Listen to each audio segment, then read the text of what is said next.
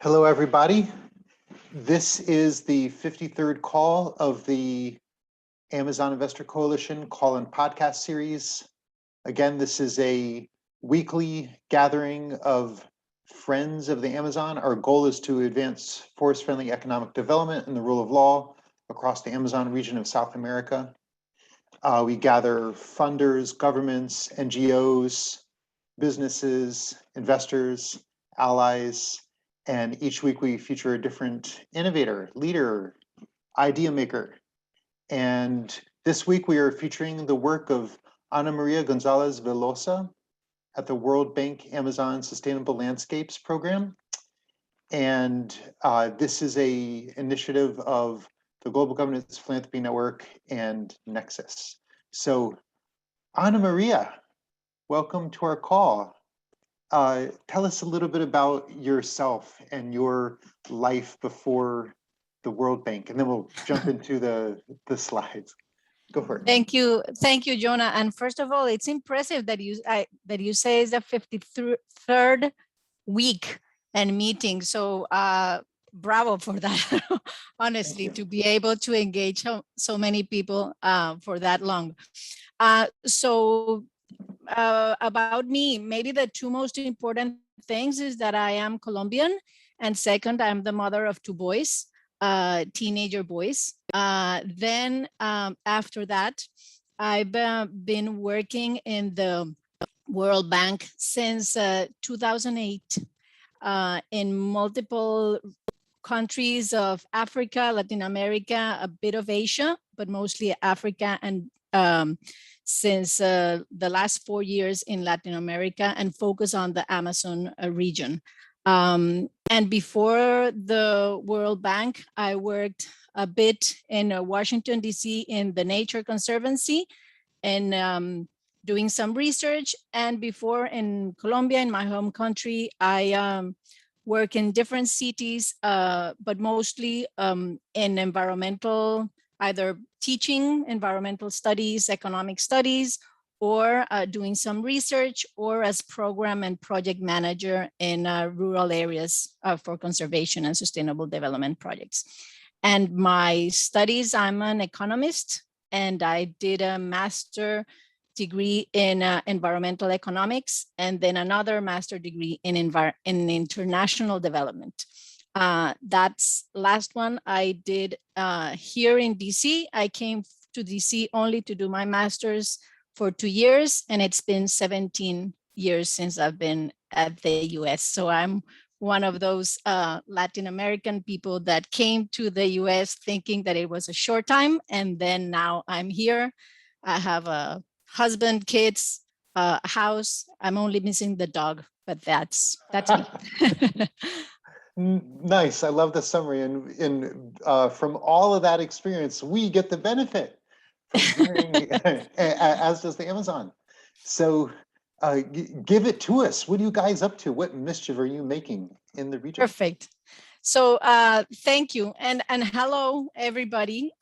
It's really good to be here. And thank you, Jonah, for the invitation. So, well, one thing that I mentioned, like my title, I'm a senior environmental specialist at the World Bank, and I'm currently the coordinator at the bank for several initiatives in the Amazon, including the Amazon Sustainable Landscape Program. Next. And Maria Belén, who is you will see it in the screen. She's my colleague, and she works with me. And she's joining us in the meeting. So what's the ASL, that's the acronym for the Amazon Sustainable Landscape Program, is a regional effort for the conservation and sustainable development in the Amazon. It's a $113 million impact program funded by the GEF, the Global Environmental Facility, and it includes 5 national projects in Brazil, Colombia, and Peru, and a regional coordination project. I don't know if you see, if it's too small, but the Brazilian project is, its name is also Amazon Sustainable Landscape Program. It's a $60 million project. It's the largest project in terms of funding that the GEF has ever financed. In Colombia, we have 2. Their names are very long, but they're commonly known One, it's called Heart of the Amazon or Corazón de la Amazonía. And the second one is Sustainable Amazon for Peace, Amazonía Sostenible para la Paz.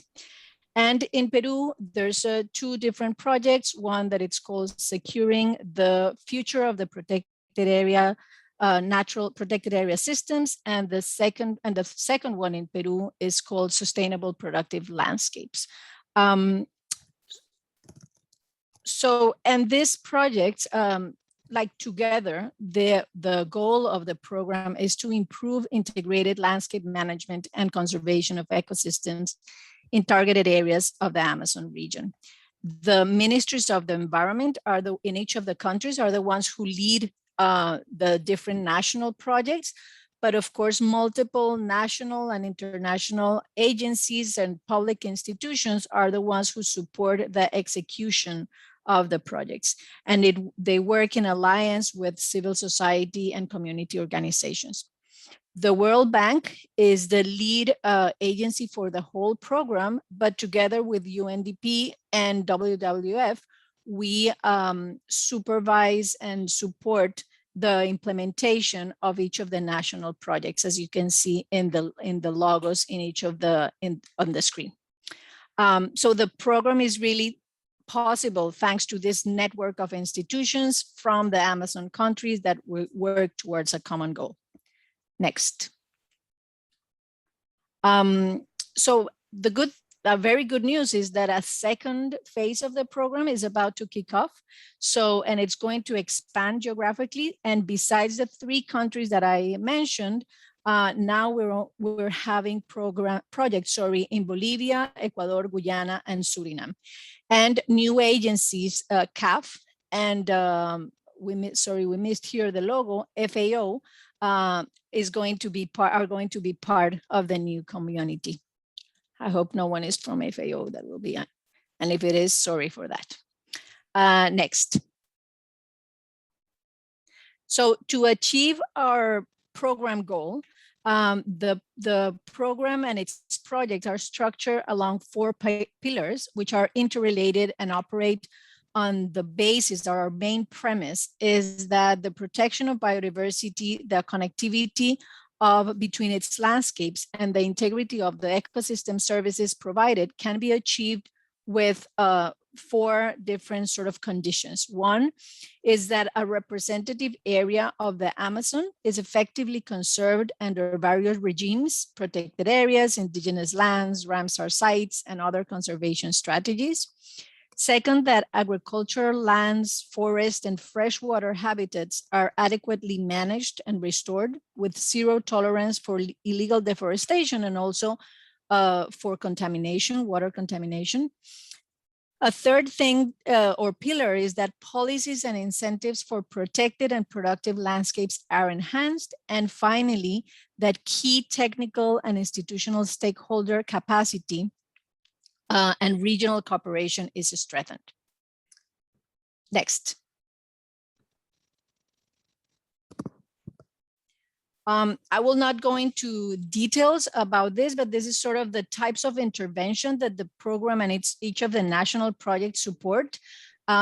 Each of the projects, of course, have its own emphasis and response to a particular context and needs. But overall, for Pillar 1, the projects support the expansion and creation of new protected areas and the improvement of their management plans. The projects also strengthen governance in indigenous territories, preparation or implementation of life plans, management plans for Ramsar sites, and as well as the 3 mechanisms for the financial sustainability of the protected area systems, ARPA in Brazil, Herencia Colombia, and Patrimonio del Perú. On Pillar 2, the projects have supported land use planning at different scales, the strengthening of value chains and green businesses, community forest management, nature-based tourism, and this is done through like innovative mechanisms such as the conservation, restoration, and non-deforestation agreements signed with local communities. This first two pillars are strengthening and find their enabling conditions through the development and strengthening of legal instruments, intersectoral plans and agreements, and the development of economic and financial incentives. Mainstreaming environmental considerations in plans from other sectors like mining, agriculture, roads, transport, that can drive deforestation has been a key element of the ASL projects. And finally, the program is possible through the strengthening of institutional and community capacities, the exchange of knowledge, the development of communication and awareness raising strategies, and regional cooperation that enable us to achieve the program goals.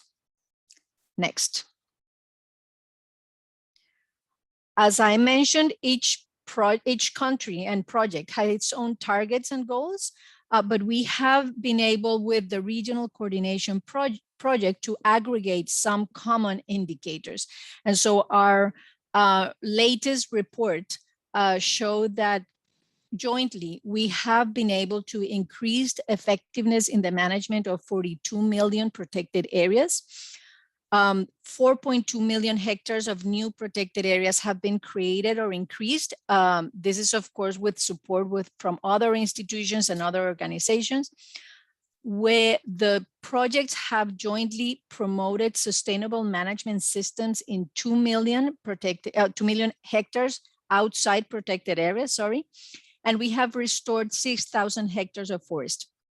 The ASL, in terms of protected areas, has activities in 210 protected areas. That's more than 96 million hectares, an area larger than Venezuela. COVID, of course, has affected our teams, our beneficiaries, and the situation has been alarming for the indigenous people, especially. And I'm sure you know that well, not only for the reduced population from loss of life, but we have, there are concerns over losing traditional knowledge possessed by the vulnerable elderly. COVID, of course, has thus impacted some of the activities, especially in the field, and that's what explains that some of the targets that we have as a program are far from achieved. But the program has remained engaged with the institutions and, most important, the local beneficiaries, and adaptation measures have been in place. There's several activities that are just ready to start once travel is resumed, once vaccination in some areas gets higher rates, etc. Next.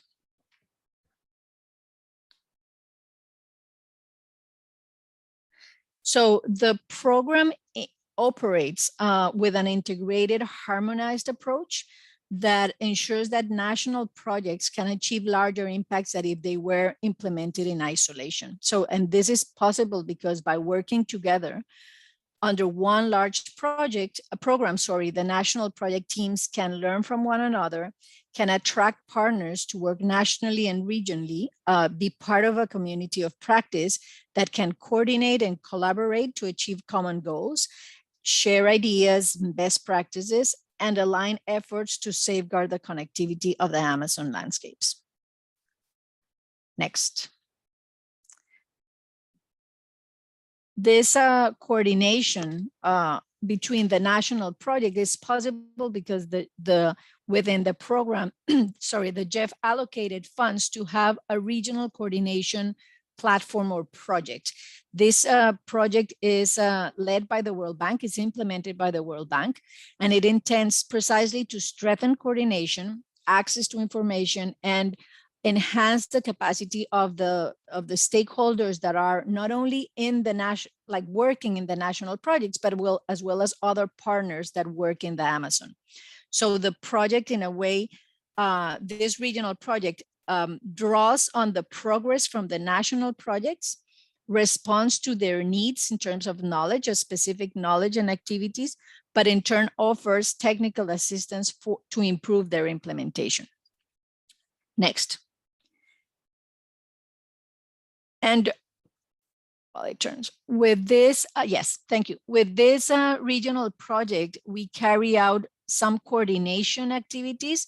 And here I'm just going to give a few examples. So one is we have supported the regional processes that contributed to the efforts that resulted in the Leticia Pact. I'm sure you, this audience know what the Leticia Pact. But in the Leticia Pact, the mandate 16 specifically refers to the Amazon Sustainable Landscape Program and the preparation of the second phase. So not only we are sort of delivering on that mandate by preparing that second phase, but we are committed to support the implementation of its action plan and a way to track its accomplishments. The action plan does not have yet a set of indicators so that institutions that are contributing to the action plan can sort of track how are we jointly contributing to this, effort signed by seven of the Amazon countries. On another example, we also support processes to strengthen indigenous governance, and we have worked here particularly with indigenous communities in the northern Amazon corridor. We are also currently supporting an alliance between government institutions and civil society in multiple countries in the Amazon to raise awareness and address the impacts of mercury use in illegal mining. And we recently have, you mentioned, Scott, we recently have a very interesting webinar as part of this effort on a work that CSF has done in Brazil to calculate the impact of mining, economic and social impacts of mining. Another example is that the ASL has supported the regional coordination and collaboration effort that has led to the preparation of a joint initiative towards an action plan for integrated watershed management at the Putumayo-Isa Basin, that is the one shown here in the map, shared between Colombia, Brazil, Peru, and Ecuador. And now it's turned into a project proposal that we are presenting to be financed by the GEF and to be executed by WCS in collaboration, of course, with government institutions from the 4 countries. And a final example here in this coordination large component of the project is that we have promoted coordination between donors, trying to foster dialogue and establish synergies between what each of the donors are doing. And one initial step that we identified was we did an analysis of the flows of resources that have reached the region. And here the region, I mean all the countries in the Amazon. And we were able to track $3.45 billion that have been invested between 2013 and 2019. And we were able to classify this funding by funder, by country, and by conservation strategy. And this analysis is in our website. We will share with you the link to our website.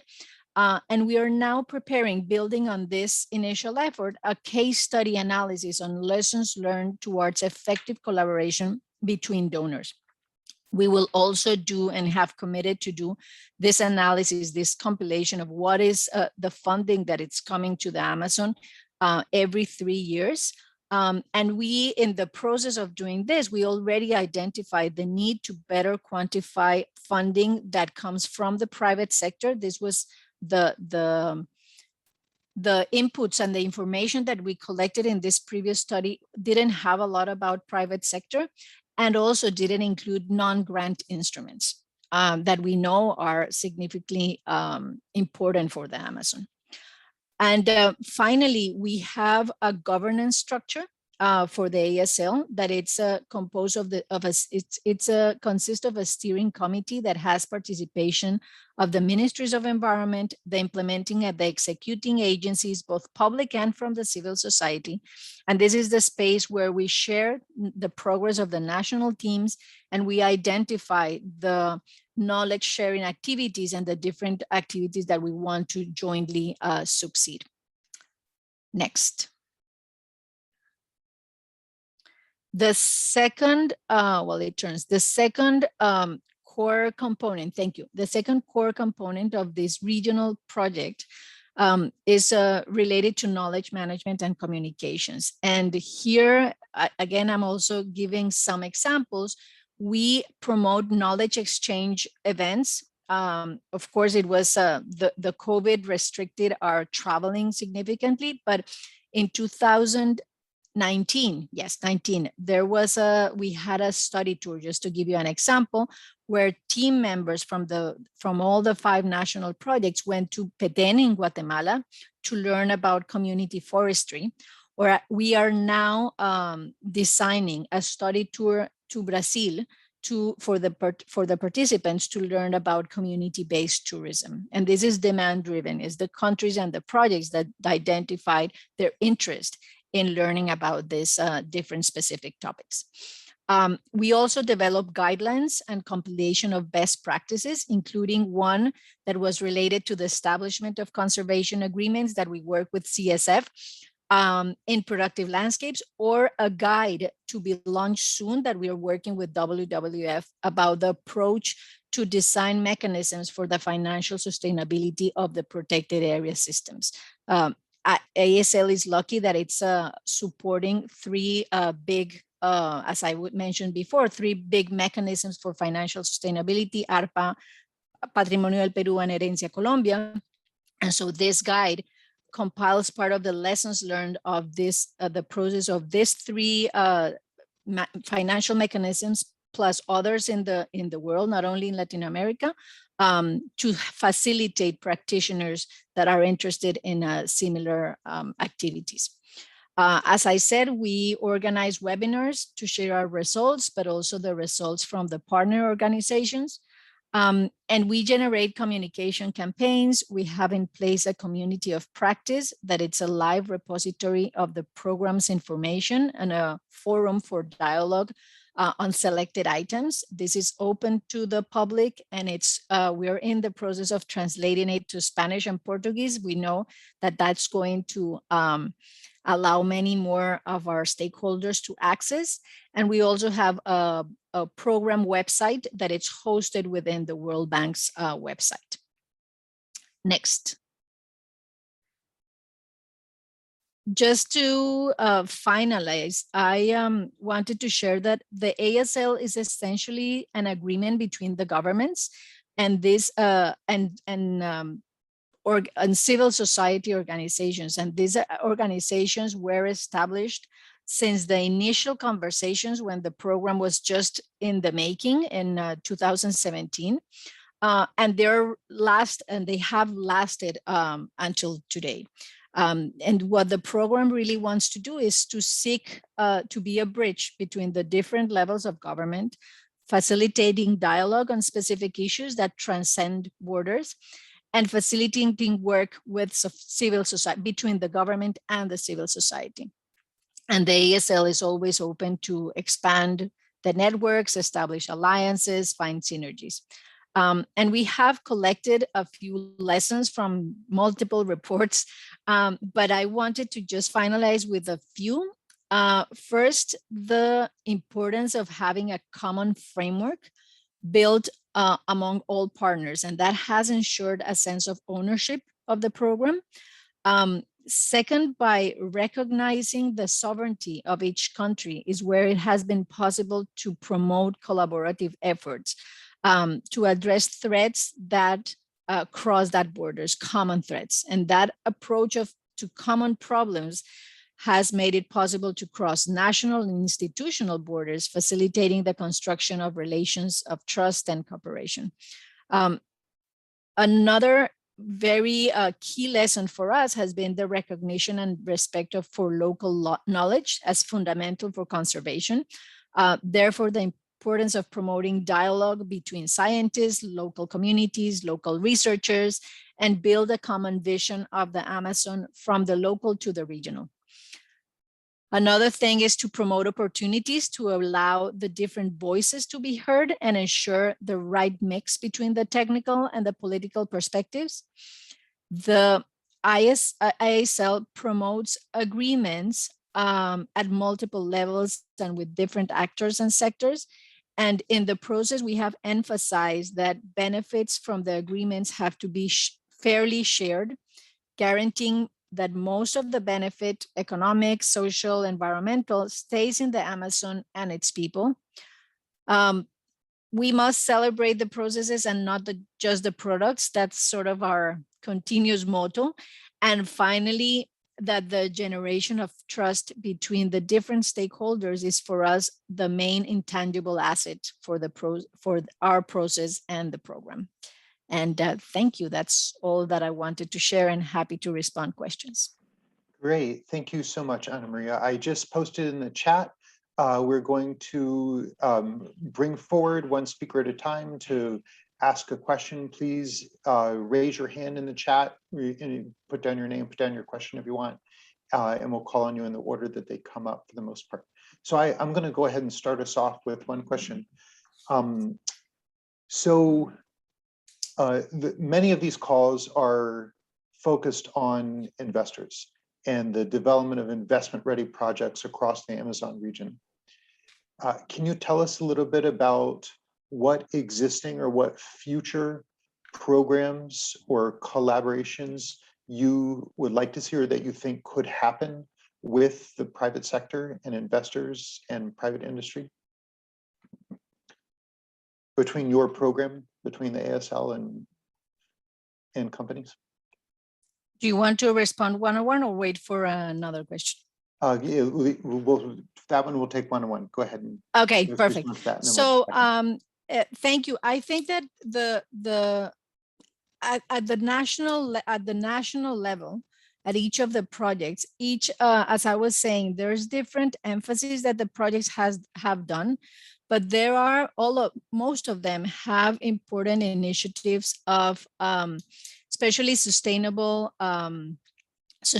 forest, non-timber forest products, and sustainable productive and value chains, where there is they have received support from the private sector and private investors.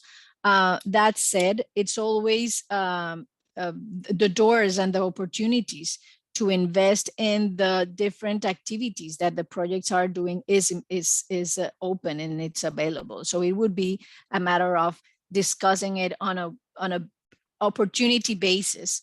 As far as our regional project, one of the things that for which the private sector has been important and we see an opportunity to collaborate is sort of in that broader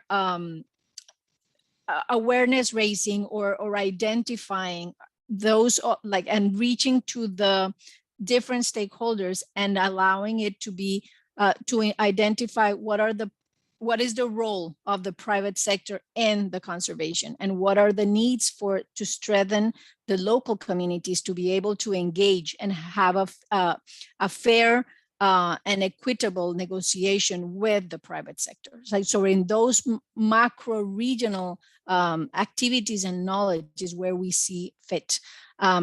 And at the national level, as I said, it would be it would be a matter of identifying those opportunities. But in all of the countries, there are opportunities in terms of biocommerce, value chains, fisheries, where the role of the private sector is important. Great. Okay. Any questions from the audience? Feel free to just come off mic. Go ahead, Mauricio. Ana Maria, thank you so much for the very interesting presentation. Jonah was talking about investors. I was wondering about the approach considering the local population. With our company, which has a quite similar name, Amazon Sustainable Forestry, we focus on providing income to the local population while preserving the forest. Because if we just go there by saying you have to preserve the forest, but we don't provide income to the locals, we don't get the local buy-in. So we're not talking about indigenous populations. We're talking just normal guys who are looking for a job, who are looking for income. What is your approach in this respect? Thank you. And here I'm going to give you an example, like the general approach, but an example of what we've been doing in Colombia. In Colombia, in the Amazon projects in Colombia, we have established what it's already known as the deforestation, restoration, and non-deforestation, conservation, and restoration agreements. And in a way is a process by which local communities, and yes, it's not only indigenous population, it could be, it is our farmers, non-indigenous, Afro-descendants, that agree on, and based on a participatory process and a land use planning of their farms, they agree to allocate some of their territory to agroforestry, to conservation of standing forest, like to make their farms sustainable. And in exchange, they receive an economic incentive, but also some technical assistance. So that is the way in which it's similar to, if I understand correctly, which what you are referring, but it's important in this approach that it's participatory, that the decisions of what am I going to conserve and why, and why do I get in return, is highly participatory, and that has to come with a process of strengthening the communities. In addition, we don't consider the farms in isolation, but there's also a land use planning by which, if you're allocating areas of conservation, it will contribute to the connectivity between protected areas, between conservation areas. So it's not isolated, understanding them with farm by farm, but it also has that regional or larger perspective. Great, thank you. Next up is John Thank Bruno.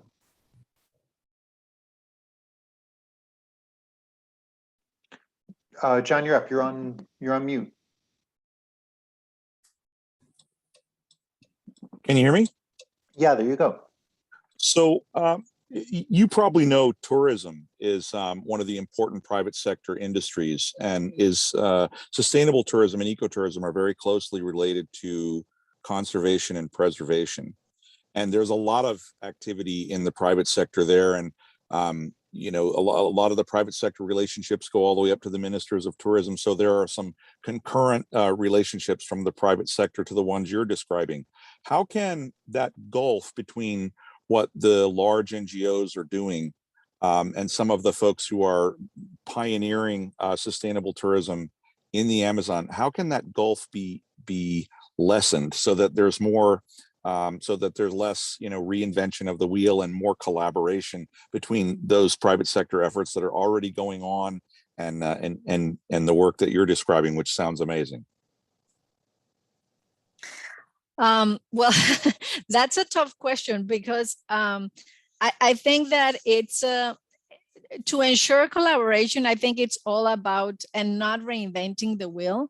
I think having sort of platforms and having the openness to learn from one another is the starting point. And I like, even though COVID has been brutal and devastating and terribly sad for the whole world, the idea that we now can connect easier and have these spaces allow for those trying to do some tourism activities to learn what others are doing. And that is one of the reasons why, as I was mentioning, we are supporting a knowledge exchange tour, and we are waiting, crossing our fingers, because eventually we will be able to have a group of people go to Brazil and to learn about community tourism. And our goal here is, like, our effort is to support the local communities,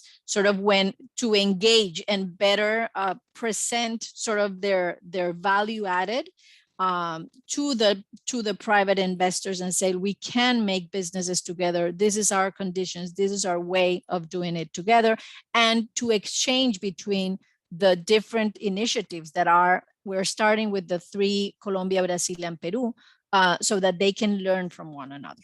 That's our effort and goal. That sounds amazing. And since it's sort of similar to what our mission is, I should have introduced myself. I'm the executive director of the International Ecotourism Society. I hope we can reach out to you and possibly get in your sort of your radius, so that there's some possible collaboration there if we're needed, if we can be of assistance. Wonderful, thank you. Great. Next up is Neil.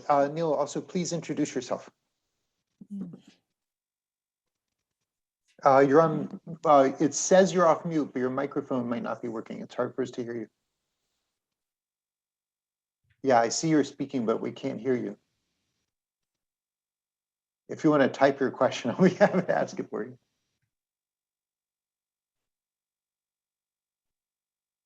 Okay, while you get that working, yeah, we still can't hear you. While you get that working, I'm going to go ahead and invite Cristina Borelli. Hi, everyone. Hi, Ana Maria. I'm from Venezuela, and obviously Venezuela is a big absentee here, and we all know why, and we know it's pointless to think of working with the current government. But is there any way of I head up an organization, an NGO, and I'm actively working. We're raising funds to work with indigenous people doing agroforestry. And we're doing this right now very successfully, completely under the radar, so that the Maduro regime doesn't come after them or start investigating where they're getting their funds from, which would be fatal. But I'm just wondering whether there's any way of tapping into these funds and bypassing the government, going straight to the private sector and to NGOs and to indigenous people. So I have a multiple answer. First, the GEF, the Global Environmental Facility that funds our program, operates via the national governments. So that is something that it's beyond my reach and my system. It is each national project, national country has an operational focal point for the GEF, and they're the ones who decide the projects, the agencies.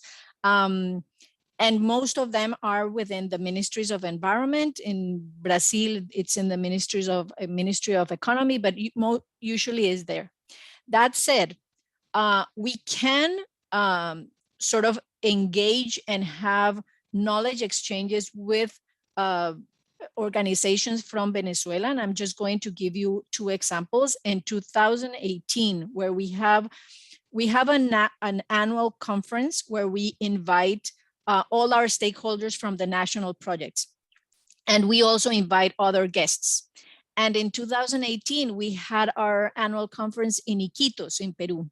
And we invited representatives, one representative from the Ministry of, it has a very long name, but the Ministry of Environment in Venezuela. And he graciously attended, and he told everybody about his views and his mission or his interest, and it was it was an important moment from all the governments to first give him the floor to talk and have the dialogue. And we also invited, regardless of our political differences, and we also invited representatives from the NGO Provita, and they also shared their knowledge and the information about what they had about the Amazon. And a second example is that we recently, within what I was telling you about the Alliance for the Contamination of Mercury, we have, and I'm sorry, I was trying to look while talking, but it's too much for me, the name, but we invited, maybe Maria Belén remembers, the a person from an NGO in Venezuela that has a lot of experience and knowledge about mercury and about the contamination that it creates. So we are not, in those kinds of spaces, we have the possibility of engaging and allowing people from Venezuela to share their knowledge, to share their experiences, and to build dialogue, because we are neighbors and we share the same problems. So if that's the way that we can work together. But unfortunately, like the flow of money, that's within the reach of the government, at least for the JEF. Or for now. I don't know if eventually the JEF will change and there are, however, and I can contact with you, but there are possibilities within the JEF for NGOs to reach to small grants funds. That can be a possibility for the NGOs in Venezuela. Well, and in other countries too, of course. Ana Maria, just to tell, the name of the organization is RISE. No, RISE is yes, it was a representative of the NGO that is part of RISE. Yes, thank you, Maria Belén. Great. I'm going to go ahead and read the question that Neil was going to ask, but had microphone issues. Neil says, I run an organization which has recently started an agroforestry project with various indigenous communities in Putumayo to promote the planting of native seeds instead of cocoa plants. How can projects like mine engage in collaboration with ASL/JEF? Well, it's wonderful. I think that if it's I don't know if it's Colombian Putumayo, I think we can get in touch because besides the whole overall program, I'm also the coordinator of the Colombian Amazon project and the preparation of this regional project in the Putumayo-Isa basin between the 4 countries. And it's under preparation, but one of the things is that there's going to be some competitive process of allocating funds to organizations that can support value chains in alliance, of course, and benefiting local communities. So we can expand on that, and there will be opportunities to work together, or facilitating or allowing for technical assistance and support to the local communities that are already producing non-timber forest products or other sustainable products. We're not, of course, promoting any activity that will derive in deforestation and bringing cows or I don't know, palm to the Amazon. Great, thank you for that. I have one more question that was asked by Bobby Dunphy, who was also having microphone issues. And Bobby wanted to thank you for your very insightful presentation and to ask about the state of COVID in Indigenous communities now, and what long-term impact will it have on Indigenous wisdom knowledge bases moving forward? So I don't have exactly, and I'm going to look, but I don't have exactly the numbers, of course, because they change a lot. I checked, and there's our source of information, because it's different. It's hard to find a single source of information for the whole Amazon, but there's Sinergias, this religious organization that collects some information from churches, and seems to be doing a good job in terms of aggregating at the Amazon level.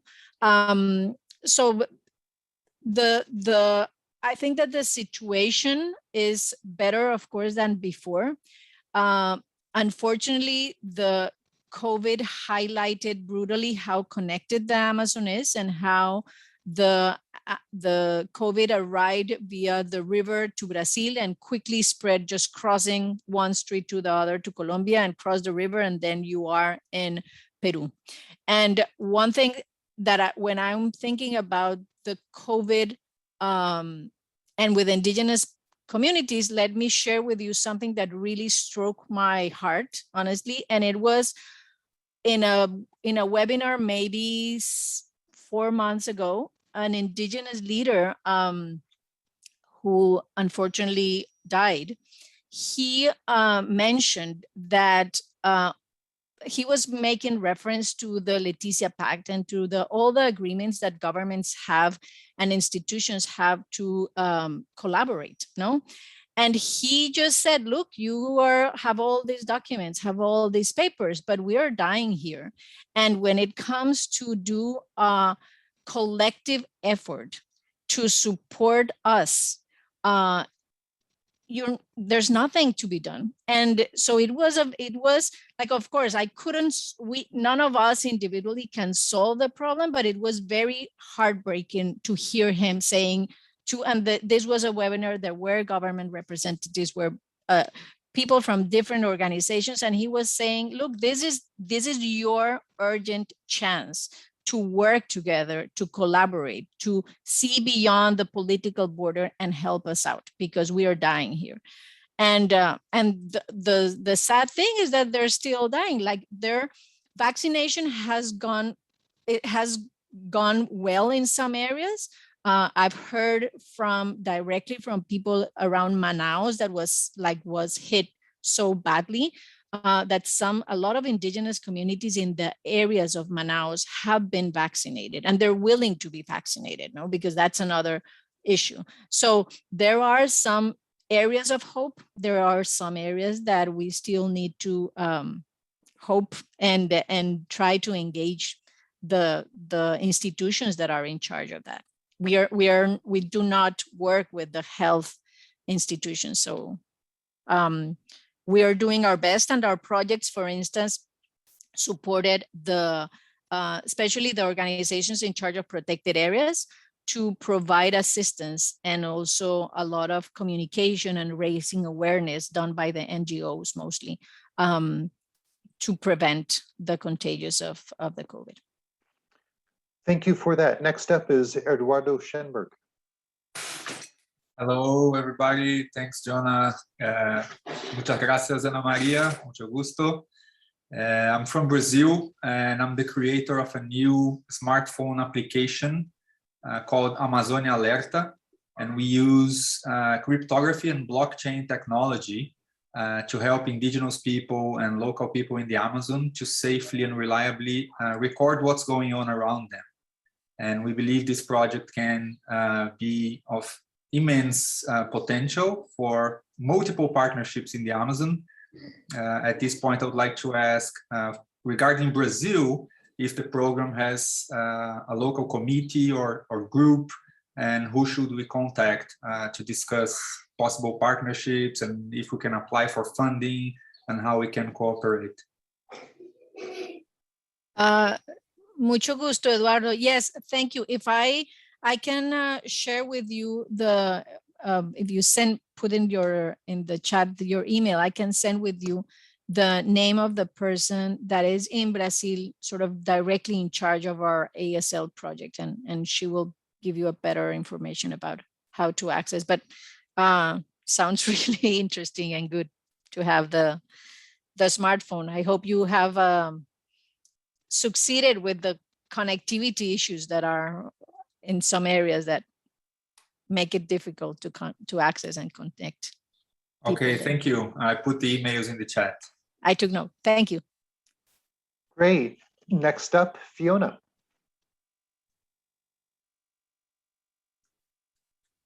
You're on mute. Hi. Yeah. There you Thank go. you so much. I've got an echo here. Just checking in here. Sorry about that.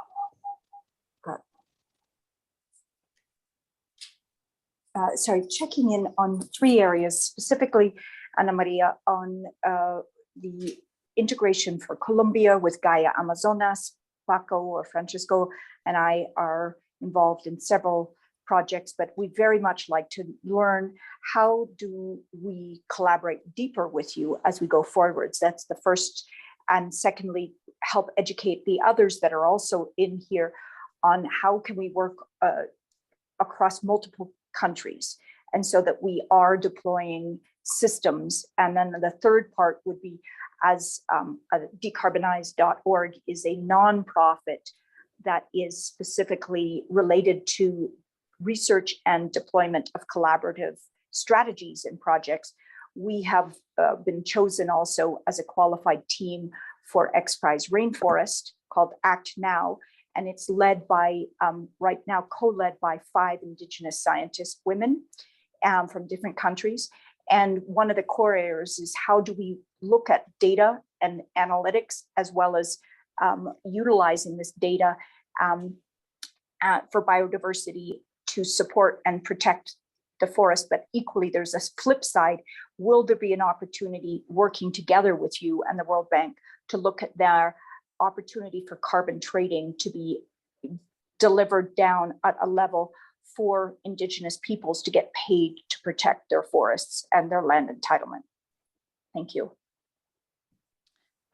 Thank you, Fiona. You mentioned Gaia, the Colombian NGO, right?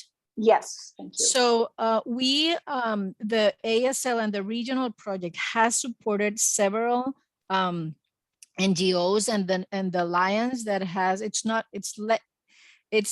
Gaia Amazonas, but also different NGOs in Peru is IBC, in Brazil is ISA, YEPE, Ecociencia. So there's a group of NGOs that we have received proposals from these organizations, and we have supported them in their activities to strengthen, let's put it, multiple activities, but let's call it governance or strengthen governance of Indigenous communities for the sake of, like, given their emphasis of these NGOs.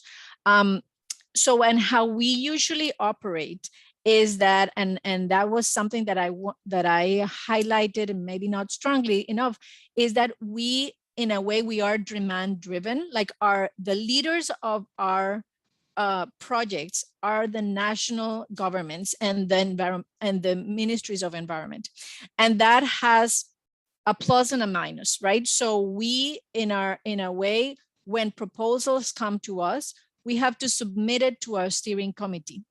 But we have succeeded in showing and leading the way in the governments in this space, telling us, go ahead, let's work with the NGOs, let's do this together, especially with the sake of being that regional perspective. If I was asking for a specific project in one country, then I would have to go through the national sort of governance structure. But I think that has been something that has been very positive in how we have set up the governance of the ASL, because that sort of break between if you like that, you will not get past some of the barriers from like the political barriers. We have been able to achieve, of course, going and being very clear on who is benefiting from the activities, that it has to be the local communities, and it has to be with, of course, under conservation and sustainable development action. So so we like to receive proposals. We unfortunately we cannot say yes to all of them. We, as all of us, have limited resources. But our goal mostly is sort of to engage, and when it's not about only financing, but sharing what we have done, then we are more than welcome, and we can put in place the ways in which our stakeholders will learn from what others are doing. And that is like, that's part of our mission. Excellent. Okay, we have 5 minutes left. Are there any other questions? Feel free to come off mic. If not, I have one. Ana Maria, could you tell us a little bit about the interactive data platform that you guys provide and how people use it? I was just studying it this morning, and I saw the Timberflow website, which I had never seen before. It's an extraordinary amount of data that you guys aggregate? Yes, so this is done by not directly by us. It's like a World Bank office that does a lot of they're the technology gurus. I'm definitely not. So they provided that service to our program. And what they did is that they collected in one site, just to be a one-stop shop to the different open source databases about the Amazon. So that we, so it's open to the public, is for people to understand and to learn how to gather information about the Amazon. We have pending to do like sort of in a way, a training for our stakeholders, like and park rangers, to have access and to learn how to navigate better the data platform. That will come easier when we have this translated to Spanish and Portuguese. So it is it was a good product that the World Bank did for us. And so we also did sort of a subgroup of that platform, only specific for the Putumayo-Isa Basin. So it's the same, but narrowing down to databases and information for this basin.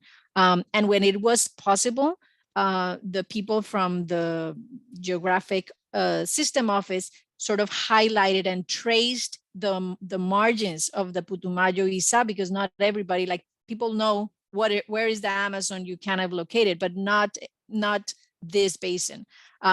With the disclosure that the limits are not, because they're not political limits. It was sort of our creation for our project. What do we understand by the limit of this basin?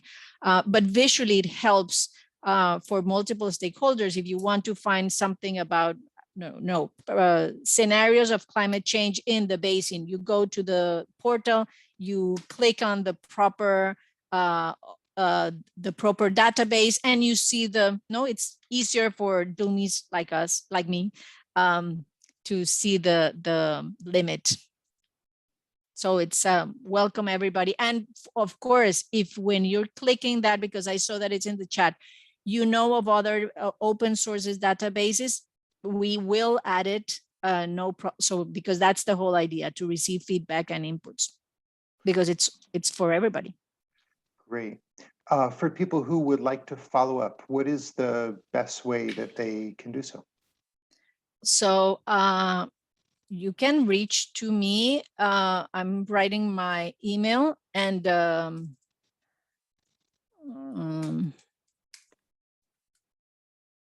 it's not self-explanatory, my email, because it's a V, as it's my second last name, but it's V Gonzalez 3 World Bank.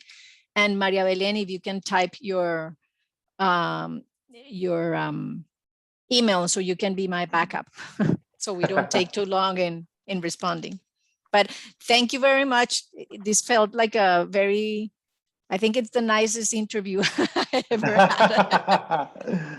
had. It's great. You're great. We're all on the same side. We're huge fans of what you're doing. We want to collaborate. I sense lots of support on this call. We are at the top of the hour, and this is where we switch over to unstructured time, and half the time our call guests leave and half the time they stick around for a few minutes to have unstructured conversations. So thank you. And yeah, now it's the free-for-all. Greetings, everybody. Feel free to tell us how your week was or to say goodbye. Either way. Gracias, adiós, mucha suerte. Muchas gracias. Bienvenido. Muchas gracias. Are you able to speak around, to stick around for a couple of minutes? Yes. Okay, great. Thanks, everybody. Great presentation. Ciao. Thanks for joining us, Peter. I see a couple of new people. Pedro, would you like to come off mic and introduce yourself?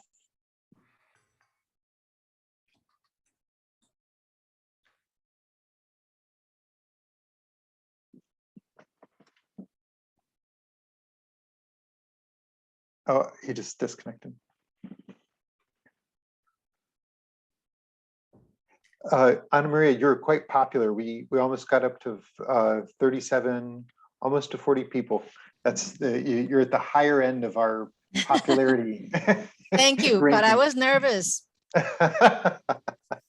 Well, Yeah, Mauricio I is here. understand. Mauricio put me on the spot with one of the hardest questions. So I was like, oops.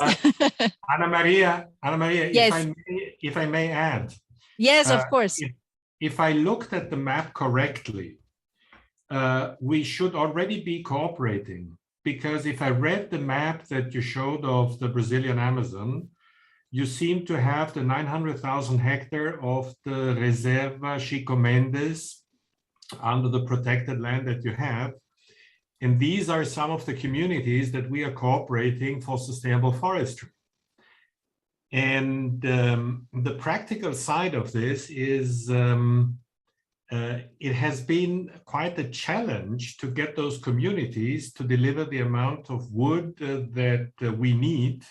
We could be making much more for them, but sometimes you need to have some centralized organization like some of these reserves have.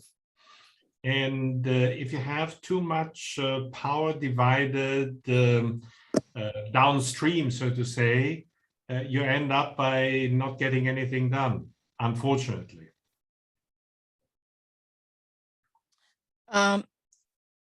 Well, yes, I think that and I have to admit here that I am the coordinator for the overall program, no, with the 5 projects, and now it's going to be 10. But there are when the other 4 countries come. But for the details of what's happening in Brazil, because it's such a large project, there is another person that couldn't join us. So I'm happy to, if you give me your email, I can introduce her to you. And you can discuss exactly what are the activities that are being done in the Chico Mendes Reserve. Because yes, like it's well, the Brazilian is a massive project. So it has, first it has the ARPA, that I don't know if you know, the ARPA for like 117 protected areas are benefiting from this project and from the funding for ARPA. But there's also a lot of areas where sustainable management practices are being done. I can look in my computer and my folders what are the exact activities that we're doing in this reserve.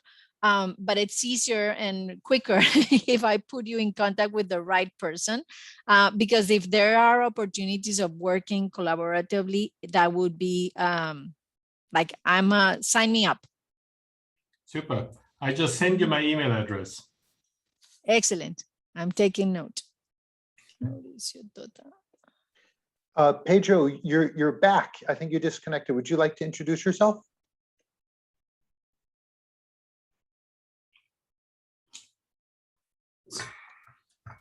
Hello.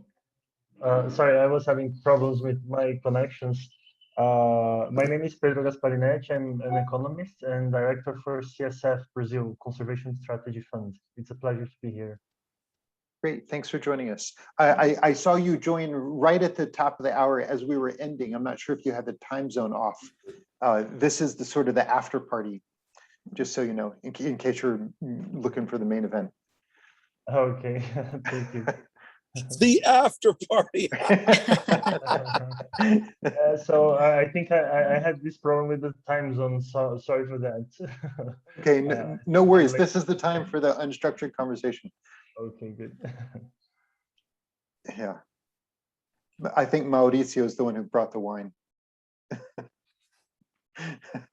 This is just a joke, just to be clear.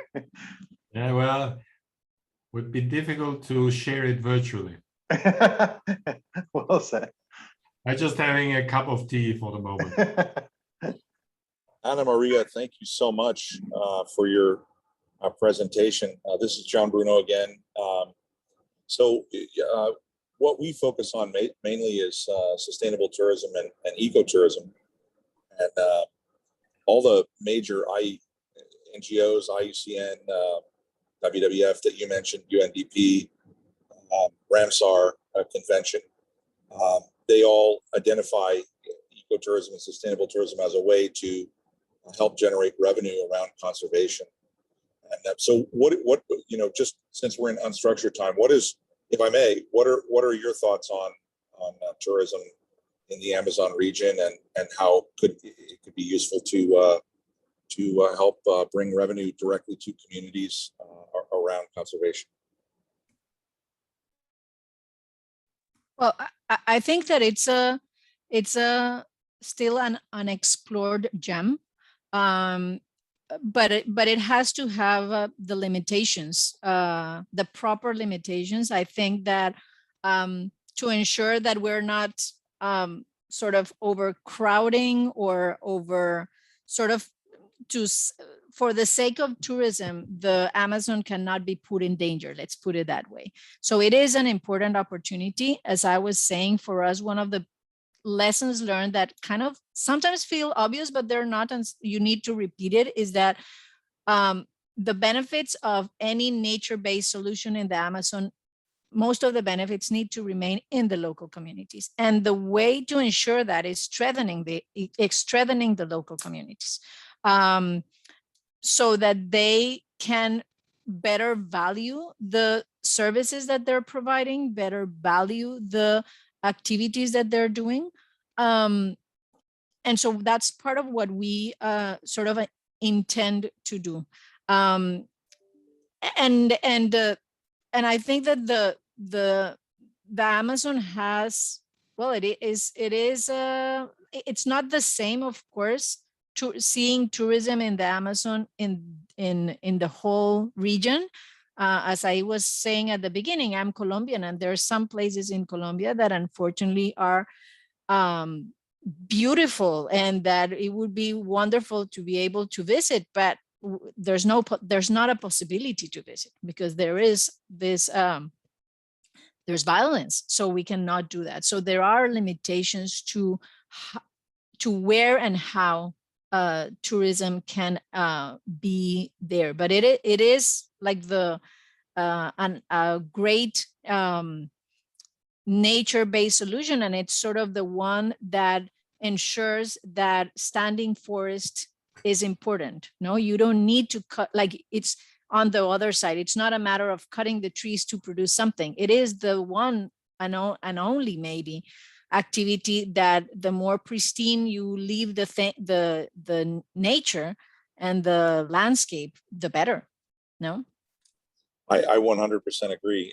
I don't want to shamelessly plug nature-based ecotourism, but the money from ecotourism does tend to remain in the community. In fact, lots of work has been done identifying that about 80%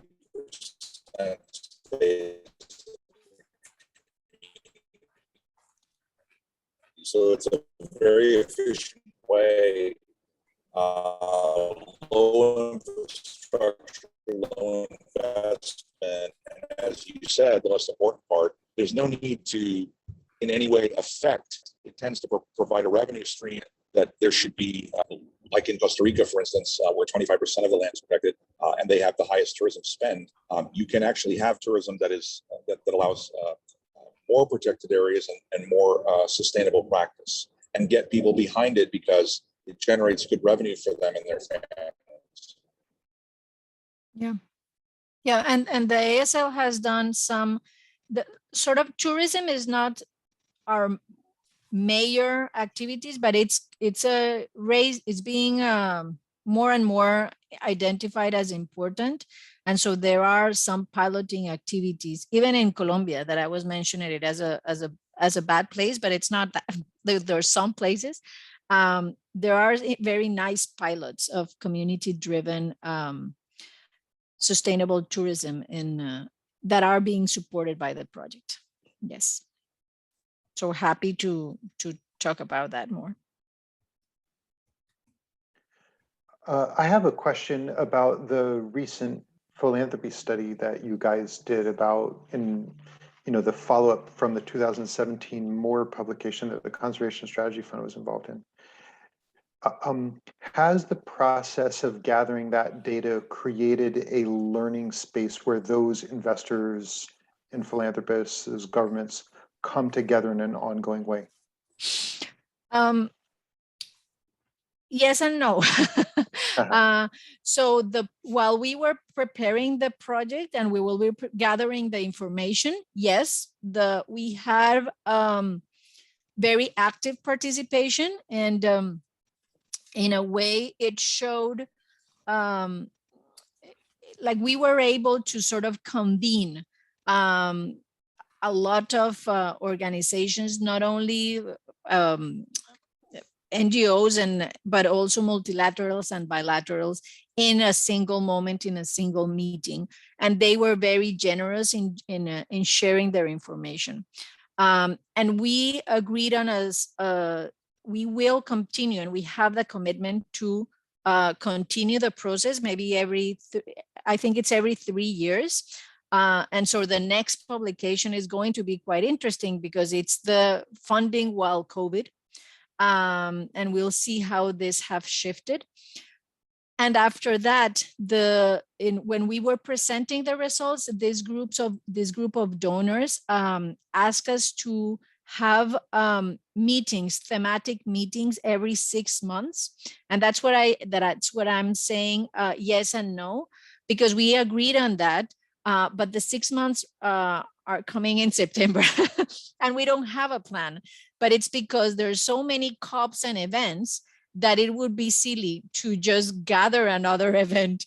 They will not come. They're too busy. So that's what I'm saying. Like you brought in my to-do list. That's one that it's in capital letters to say how am I going to convene them. But what we're going to do is that we also, because of their request, we're going to do a study based on case studies that they help us identify of projects where more than one donor contributed.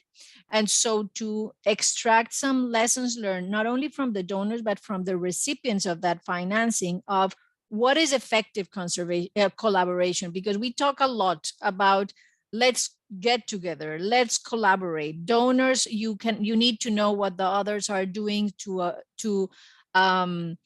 establish synergies. But what does that really translate in the identification of the project, in the preparation of the project, in the implementation, like in the different stages of the project? How can you really ensure and give tips to the donors to how you can collaborate? Is it creating a steering committee? Is it creating a forum? Is it creating an investor platform like Jonah does? Like what are the kind of tips? And that is something that they ask us to do. And so we hope to start next month.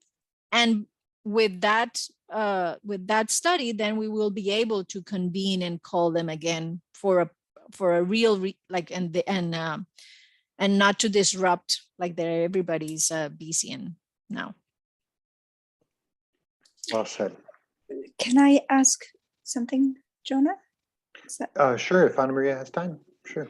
Yes, I need to leave in 2 minutes. I have one of my 2 important things is that I have 2 boys, and one of them I need to drive him to his soccer practice. That is the most important, and I apologize. No problem. I'm also in taking care of grandma who's late stage cancer, so I'm in her painting studio. So we all have commitments.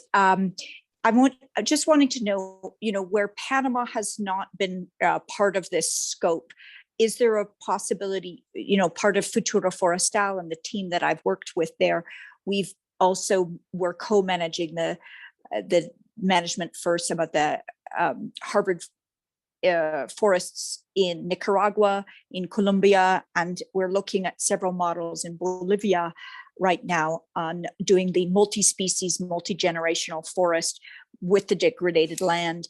And then it has the nursery structure involved with it. How would we approach you? Since Panama is not coming in at this point, do we have to go through the Nicaragua or the Colombia side? Well, I have two ideas here. One is that first, in terms of if it was only about knowledge exchange, we will be happy to learn about more about what you're doing and engage and invite the Panamanians, the Colombians, the Amazon. That's like we, as I was saying, we went to Guatemala to learn about, in Petén, to learn about community forestry. So that's in our, and I have, and we're in conversations to give you a very other extreme of the planet of working and learning from people in Indonesia who sort of have somehow similar problems and solutions, because it's not only about the problems. So happy to organize and to talk to you more about, but also I can give you the information of the World Bank also is the manager of another GEF impact program that it's called the Global Wildlife Program. And that Global Wildlife Program has national projects, sort of similar like we are, but this is not regional for the Amazon. It's for the theme, the wildlife. And it's and they have projects in Asia, Africa, Latin America, and one of them is in Panama. So there are some stakeholders in Panama that could be that could be also an entry point to what we do, because we are also working with that program sort of to do some exchanges in issues related to wildlife and human wildlife conflict too, between the ASL and the Amazon countries. So there are, yes. Like I'm going to say something cheesy. Very but much so. The World Bank is supposed to be a knowledge bank. So we're happy to to promote engagement between different countries. Yes. Great. Thank you so much for your time, everybody. Thank you very much, Jonah. Have a good I look afternoon, forward to everybody. more. Thank you. Thank you. You Bye. too. Have a good one. Bye-bye, guys. Bye.